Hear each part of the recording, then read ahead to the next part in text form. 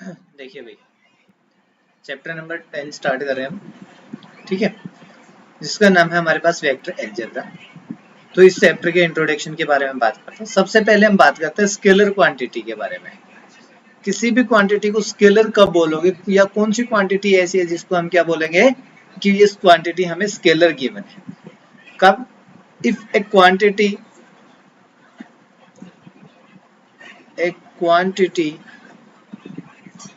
That has only magnitude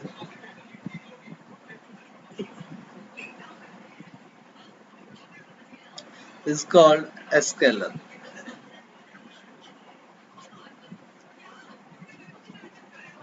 ठीक है, और अगर वेक्टर के बारे में बात करें तो एक क्वांटिटी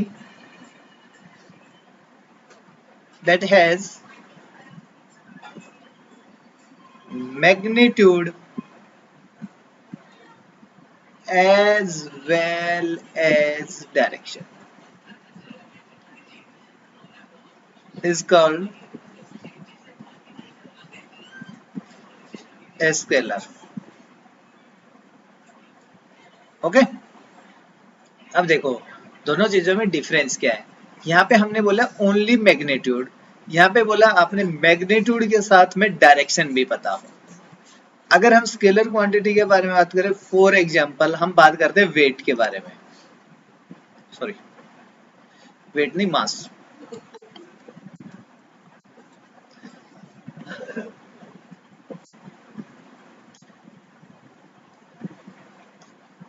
ओके, यहाँ पे बात करते हैं मास। एक आपके पास होती है लेंथ।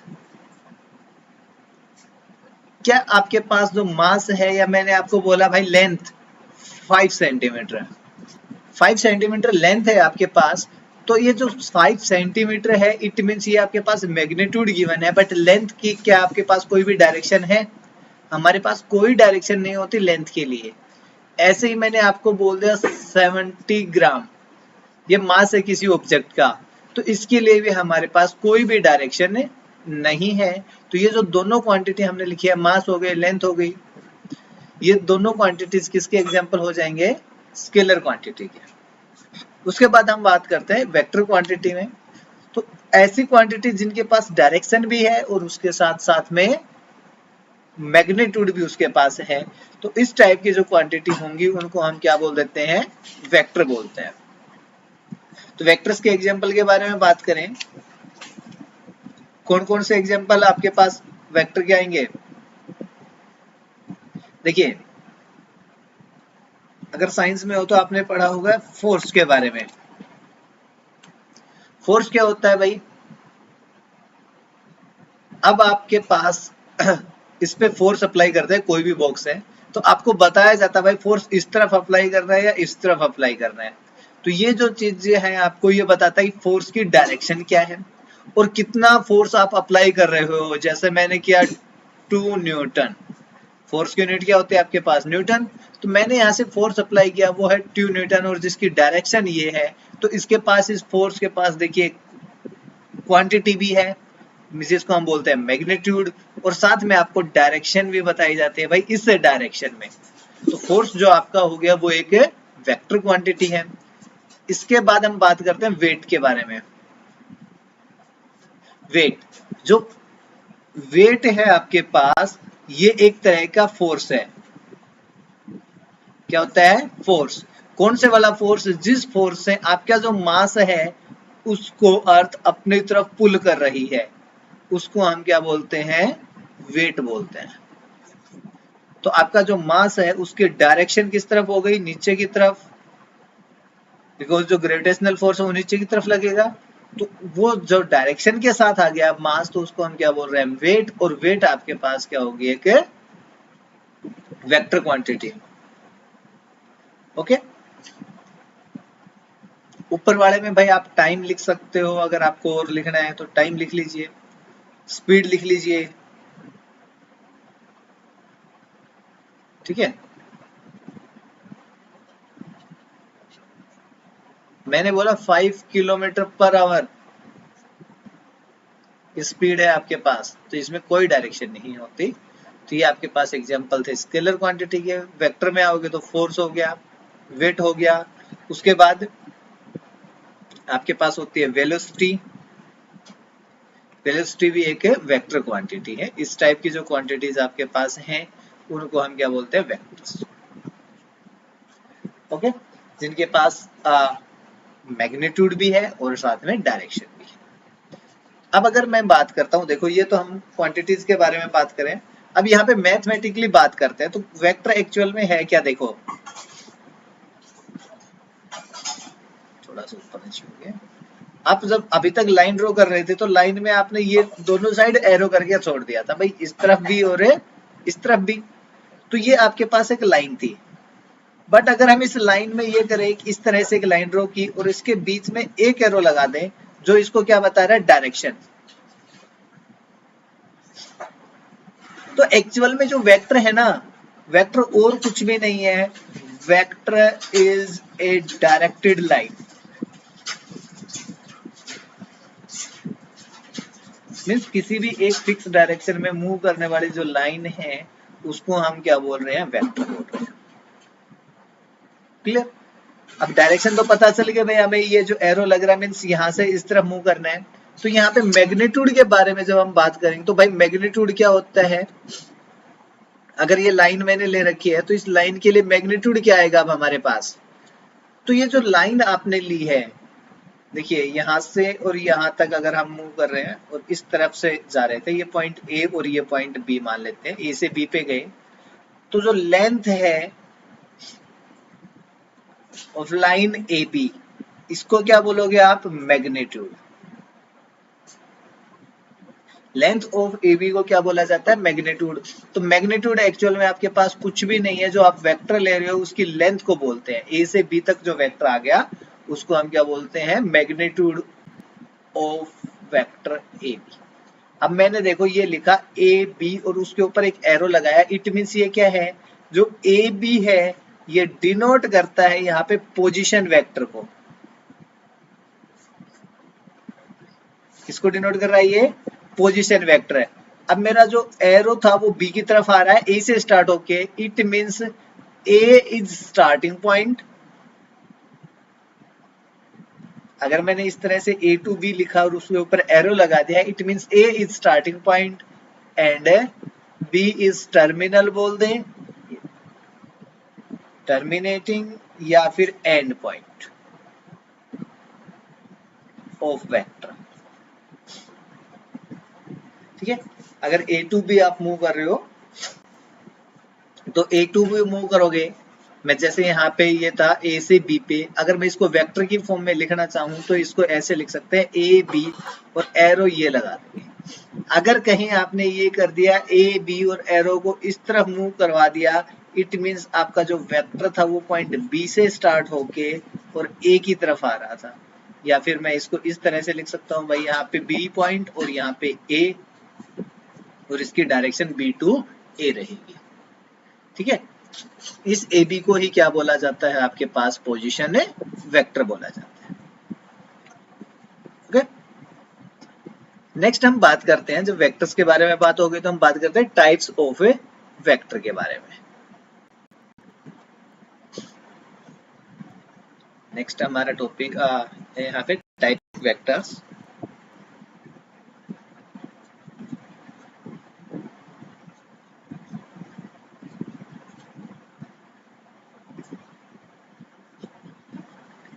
देखिए टाइप्स ऑफ वेक्टर्स में बात करेंगे तो सबसे पहले जो हमारे पास है वो है zero vector.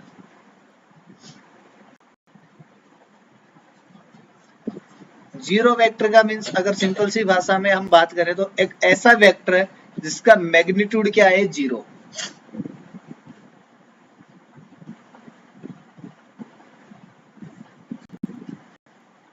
Magnitude is zero. Simple सी भाषा में तो ये है कि ऐसा वेक्टर जिसका मैग्नीट्यूड कितना हो, जीरो, उसको हम बोल देते हैं जीरो वेक्टर। या फिर डिफाइन करें तो ये होता है भाई एक ऐसा वेक्टर है जिसका स्टार्टिंग, इनिशियल और टर्मिनल पॉइंट कोइंसाइड कर जाए, मीन सेम हो। ए वेक्टर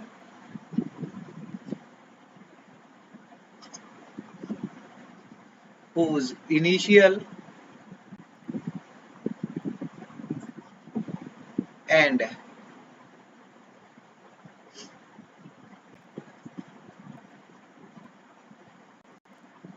terminal points coincide.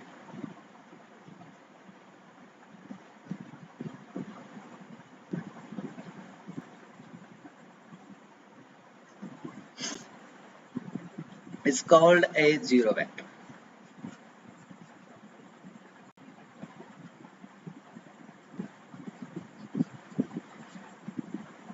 ठीक है, तो अगर भाई या तो मैं बोलूं मैग्नीट्यूड जीरो हो, और मैग्नीट्यूड जीरो होने का मीन्स ये है कि जब उसका फाइनल पॉइंट जो टर्मिनल पॉइंट था वो और इनिशियल पॉइंट जो था वो दोनों क्या हो जाए, एक ही जगह पे आ जाए। जैसे किसी ने मूव करना स्टार्ट किया यहाँ से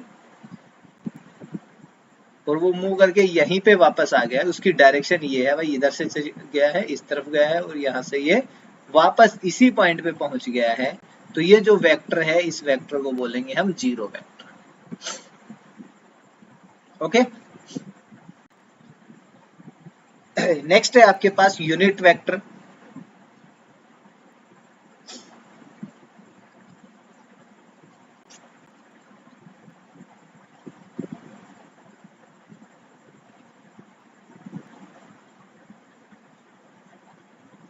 तो यूनिट वेक्टर क्या होता है, देखो एक ऐसा वेक्टर जिसका मैग्नीट्यूड 1 हो जाए, a vector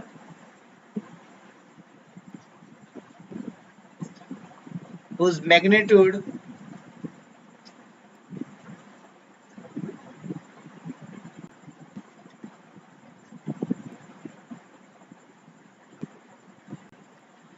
is 1 is called a unit vector.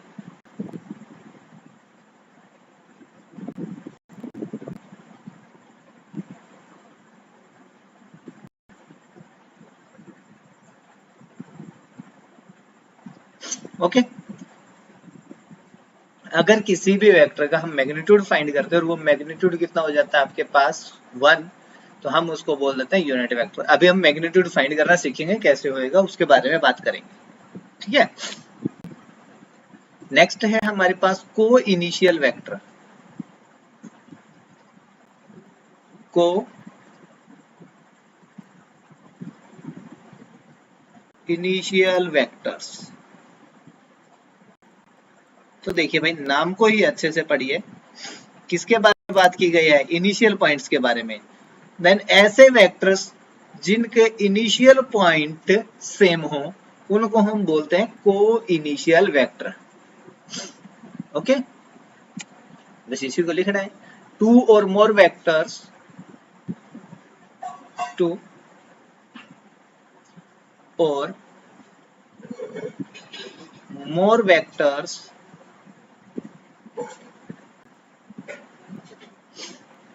with same initial point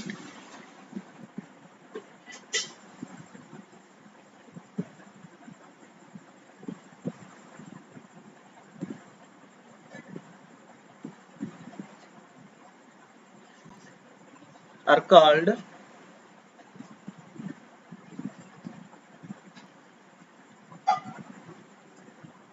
co-initial vector.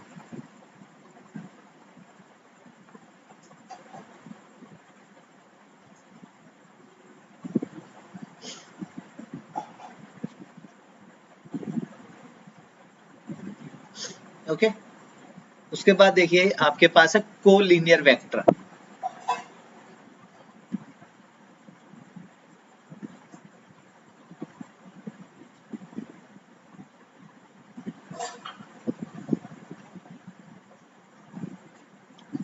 Collinear vectors किसको बोलते हैं, टू और मोर वेक्टर्स, टू और more vectors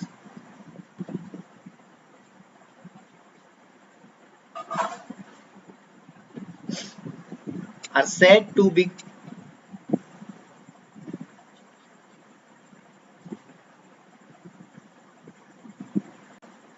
collinear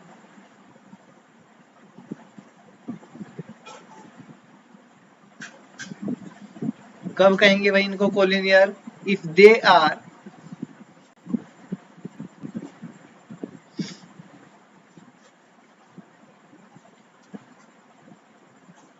parallel to same line.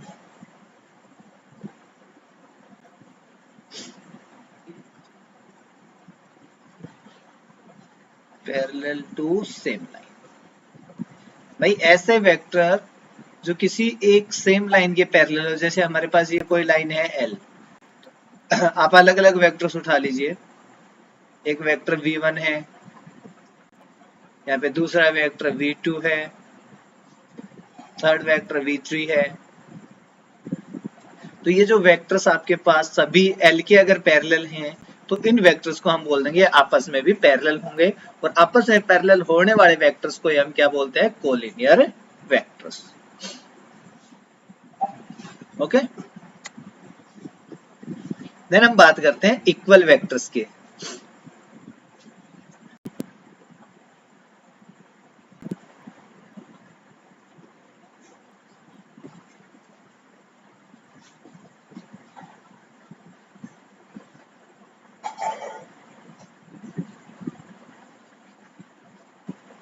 अब देखो इक्वल वेक्टर के बारे में बात करें तो दो वेक्टर्स को आप इक्वल कब कहोगे भाई?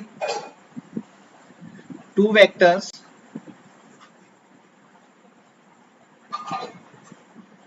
अब देखो वेक्टर्स की नोटेशन हम यहाँ पे ले रहे हैं ए एंड बी। जैसे अभी तक आपने ये बोला था ना ए टू बी कोई वेक्टर था, तो आपने ए बी के ऊपर एरो लगा के लिख दिया था। अब इसको हम थोड़ा सा और छोटा करके लिख रहे हैं। इस पूरे वेक्टर को हमने नाम दे दिया ए वेक्टर। ए वेक्टर का मीन्स है ए टू बी वेक्टर वाला। ऐसे बी कोई और वेक्टर होगा भाई, वो कहाँ पे एक पॉइंट से दूसरे पॉइंट पे जा रहा होगा। तो दो वेक्टर्स हैं A and B are said to B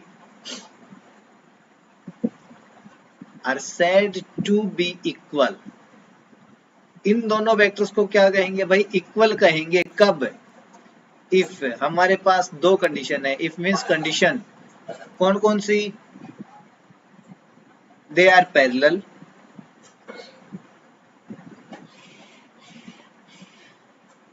या फिर पैरेलल की जगह हम बोल दें सेम मैग्नीट्यूड होना चाहिए,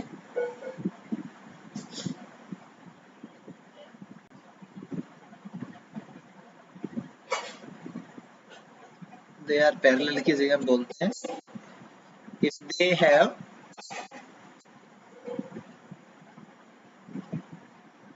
सेम मैग्नीट्यूड।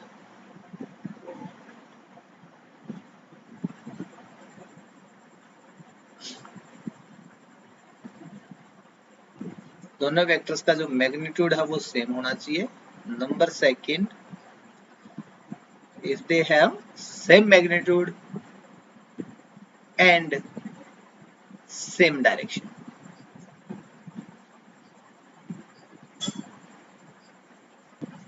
अगर आपको दो वेक्टर्स को इक्वल बोलना है तो सबसे पहले उनका मैग्नीट्यूड इक्वल होना चाहिए, देन आप देखोगे उनकी डायरेक्शन भी सेम होनी चाहिए। क्लियर है? अगर ऐसा होगा तो आपके पास हम दोनों वेक्टर्स को क्या बोल देंगे? इक्वल बोलेंगे। अगर इन दोनों में से एक भी कंडीशन फेल कर जाती है तो हम मना कर देंगे कि भाई दोनों वेक्टर्स आपके पास इक्वल है या नहीं।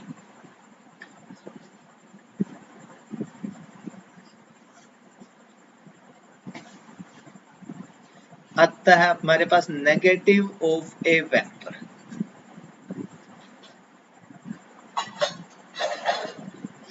नेगेटिव ऑफ ए वेक्टर का मीन्स क्या है वो देखो। आपके पास कोई भी वेक्टर ए है, if A is any vector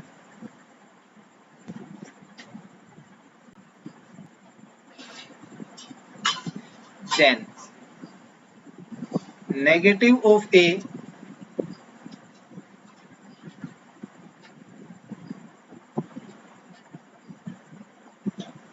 is a vector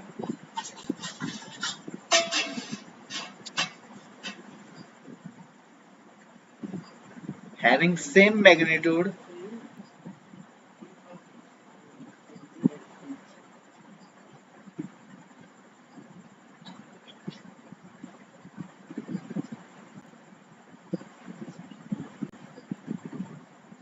having same magnitude but opposite direction.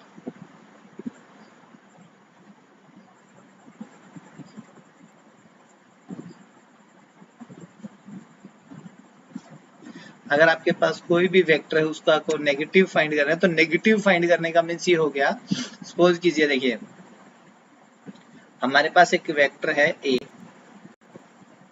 जिसकी डायरेक्शन ये है, तो अगर आप इसको नेगेटिव से मल्टीप्लाई करते हो, नेगेटिव ऑफ ए के बारे में बात करोगे तो आपके पास एक वेक्टर आएगा ए और उसके सामने नेगेटिव साइन लगाओगे आप।